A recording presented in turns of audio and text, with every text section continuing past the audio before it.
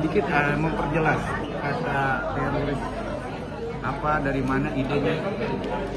Ya, kata teroris itu muncul ketika mereka mengatakan adalah RRT dan selalu terus memprovokasi kita dan kata-kata termol.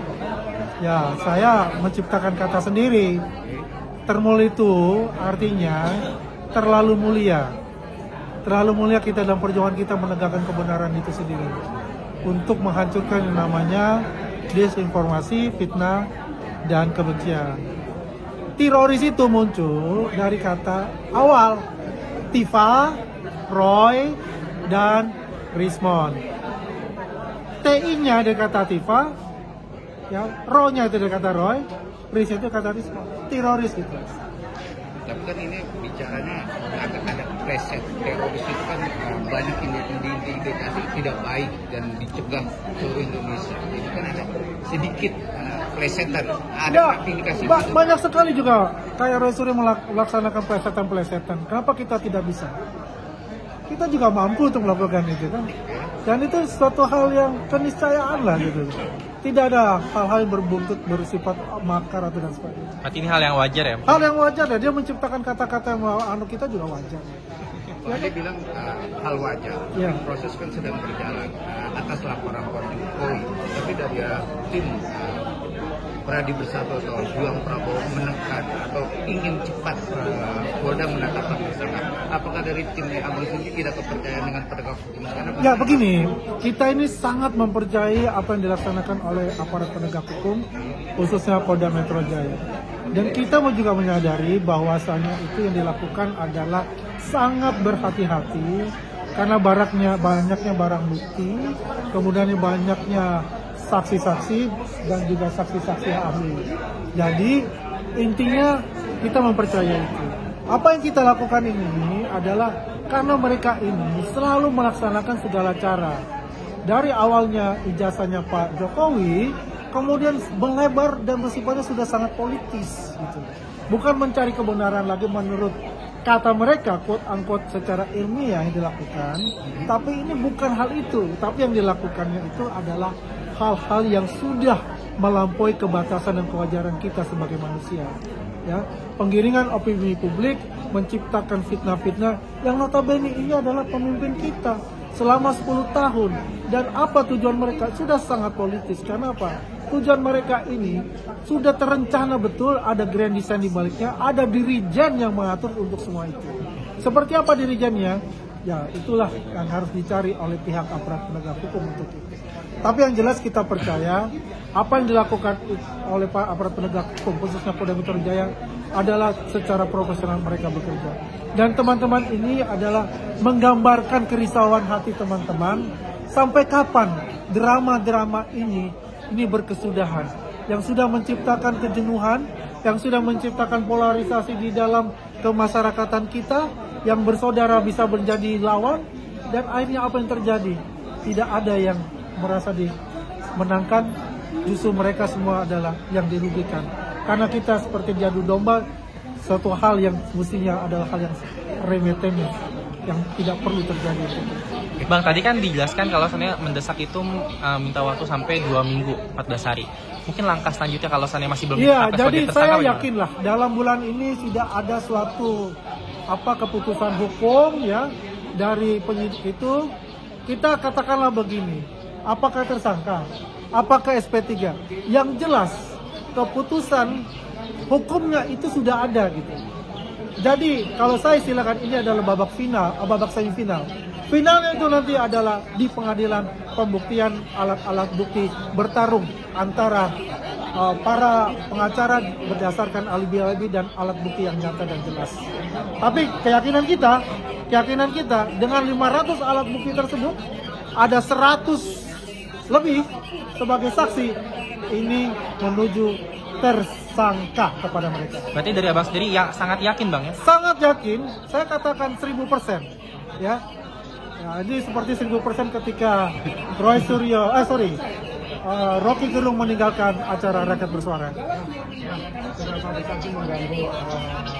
dari kinerja Jokowi, mereka kan dengan katakanlah hanya 9%. Berapa besar ini menurut Jokowi sendiri?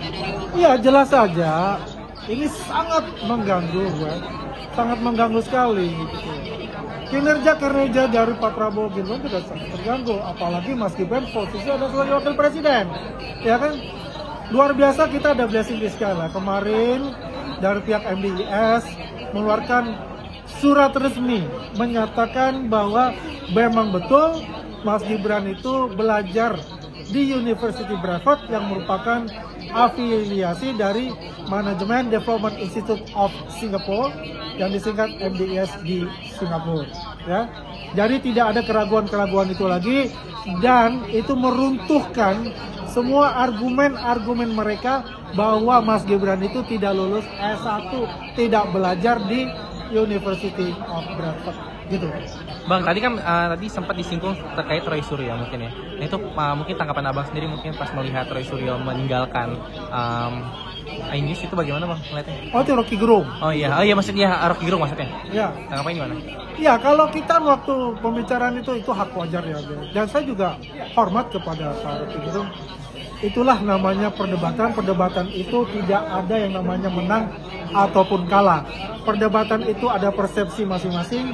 Biarkanlah publik yang menilai siapakah, apakah perdebatan itu masuk akal ke publik ataukah perdebatan itu melawan dari keinginan publik. Ya, yang jelas dari kami adalah mempertahankan apa argumen kita berdasarkan kewarasan ya yang terjadi dari tema-tema yang dilaksanakan pada saat itu. Aku tentu menyebut kata tema balik ke Rismon. Rismon juga tetap masih apa enggaknya? Bentar, Pak.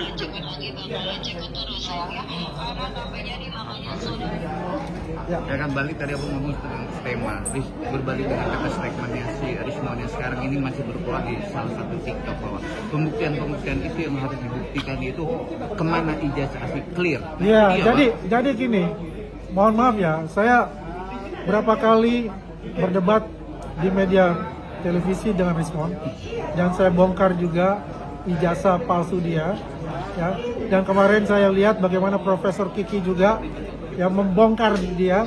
Ini sudah tidak jalan. Mohon maaf kalau saya katakan, ini orang sudah urat malunya sudah putus. Dan juga pertanyaan besar buat saya, siapa yang membacking dia? Makanya, kenapa kita mendesak ya kepada Polda Metro Jaya untuk segera menetapkan tersangka agar mereka ini tidak berkeliaran menciptakan berita-berita DFK lagi ya kepada masyarakat Indonesia, dan sehingga yang terjadi polarisasi lagi gitu. Sudah muak semuanya, sudah jenuh 6 bulan masalah ijazah ini, setengah tahun luar biasa. Dan kita tempur bagaimana meyakinkan masyarakat dengan sifat-sifat dia, dengan argumen-argumen dia yang sifatnya itu adalah menggiring opini publik yang sangat negatif kepada mantan Presiden Republik Indonesia yang ke-7 Pak Joko Widodo. Aku membaca suara Rismon sekarang bergeser, bubarkan Polri. Apakah itu tuh menanya trik dia dengan ketakutan proses ini berjalan atau gimana bang? Dengan apa? Ya, kalau dia lakukan itu adalah saya bilang sontoloyo tingkat tinggi. Ya, jadi kalau kita lihat apakah di baliknya itu, saya rasa tidak ada. Saya rasa dia cuma apa yang namanya ketakutan dan mukanya. Kita lihat ya mukanya dia, sangat pucat itu kan. Kita tunggu tanggal mainnya saja. Jangan takutlah Polda Metro Jaya. Siapapun di belakangnya dia, kalau dengan bicara hukum, tegakkan hukum seadil-adilnya. Jangan takut untuk mereka. Oke, Bang, hancurkan teroris di bumi Indonesia. Bang, ini kan mungkin terkait yang baik lagi soal Rocky Gerung yang meninggalkan ruang sidang, ruang rapat, ruang debat itu. Menurut abang mungkin etikanya bagaimana sih bang? Apakah hal yang wajar apa tidak sih bang untuk meninggalkan? Kalau itu hal yang wajar, itu adalah kehendak dia. Ya, itu sah-sah saja. Ya, dalam suatu perdebatan, kalau dipikir sudah tidak mampu melawan, ya satu kan begitu. Yang kedua menurut dia ini bicara yang hal-hal dangkal, ya silakan saja. Tergantung persepsi. Biarkanlah publik yang bisa menilai. Ya itu hak dia, itu hak dia. Ya kalau dia bicara dangkal itu hak dia. Tapi yang jelas kan kita tidak mau mengatakan apa-apa. Yang jelas saya respect. B144 mobil siapa ya?